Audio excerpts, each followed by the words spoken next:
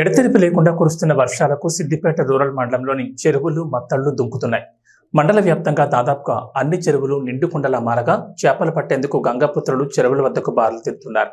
వర్షాల కారణంగా పలు గ్రామాల్లో ఇళ్లు ధ్వంసం కాగా ఇటీవల కురిసిన వర్షాలకు రావురుకొల గ్రామంలో ఇండ్లు కూలగా తమను ఆదుకోవాలని ప్రభుత్వాన్ని బాధితులు కోరుతున్నారు.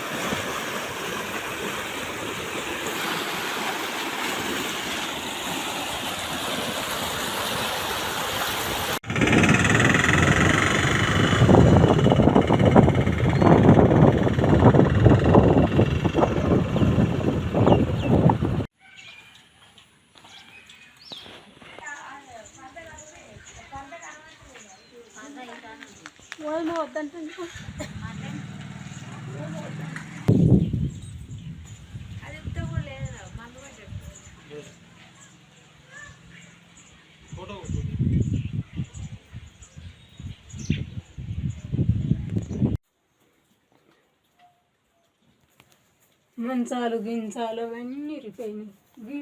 పొద్దుగాల ఎడితే తీసిపరిచే గుంజేసిపోయి. నా పేరు సత్తు. మా ఆయన వెళ్ళాడు చనిపోయాడు. నా కొడుకు ఒక బిడ్డ.